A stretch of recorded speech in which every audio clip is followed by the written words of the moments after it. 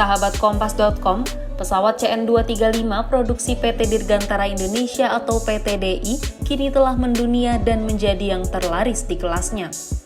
Namun, di balik kesuksesan pesawat buatan dalam negeri ini, PT DI sempat merumahkan belasan ribu karyawannya. Seperti diketahui, puncak kejayaan PT DI terjadi di kisaran tahun 1995 sampai 1996 saat prototipe pesawat N250 Gatot Kaca berhasil melakukan terbang perdana. Saat itu, N250 Gatot Kaca dicanangkan Presiden ketiga RI, B.J. Habibie, dan masih bernama PT Industri Pesawat Terbang Nusantara. Habibie ingin agar Indonesia memiliki pesawat sendiri dan terkoneksi lewat udara, mengingat wilayah Nusantara secara geografis berupa kepulauan. Namun, mimpi Indonesia bisa memproduksi pesawat sendiri kandas ketika krisis moneter melanda di tahun 1998. Proyek N250 dan N2130 gagal akibat ditempa badai perekonomian yang dahsyat kala itu.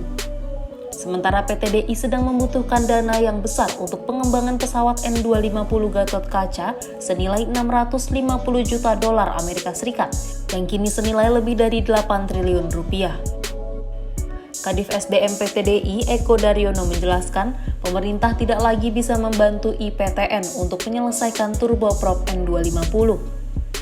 Akibatnya, Eko Daryono mengungkap PT DI harus melakukan pengurangan karyawan sebanyak total 5.854 orang dengan program pensiun dini secara sukarela. Sementara di masa kejayaannya, PT DI memiliki 15.492 karyawan. Bahkan pada Februari 2004, karyawan PT DI hanya tinggal 3.347 orang. Hal ini berarti terjadi pengurangan lebih dari 12.000 karyawan sejak masa keemasan PT DI sebelum tahun 1998. Tak hanya itu, keterpurukan masih terus melanda PT DI pada tahun 2003. Terjadi permasalahan internal yang membuat Direktur Utama PT DI saat itu, Edwin Sudarmo, merumahkan seluruh karyawannya. Hal ini dikarenakan PT DI tidak mampu lagi membiayai operasional perusahaan. Keputusan pengrumahan tersebut menimbulkan gelombang protes besar-besaran dari karyawan PT DI.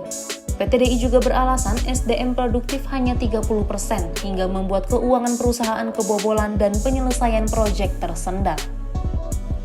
Tak berhenti di situ, persoalan PHK massal menyebabkan sebagian besar karyawannya digugat, bahkan hingga penyitaan aset.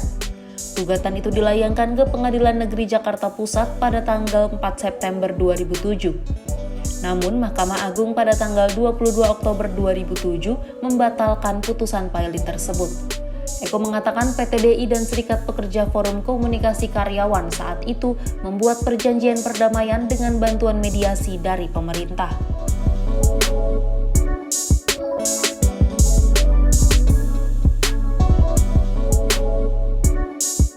Kondisi perlahan pulih setelah PT DI diminta untuk menjadi produsen yang memasok pesawat dan helikopter TNI atas keputusan pemerintahan Presiden ke-6 Susilo Bambang Yudhoyono.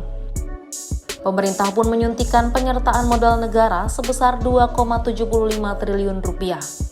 Pada tahun 2013, PT DI akhirnya berhasil mencatatkan laba bersih senilai 10,27 miliar rupiah dengan penjualan 3,51 triliun rupiah.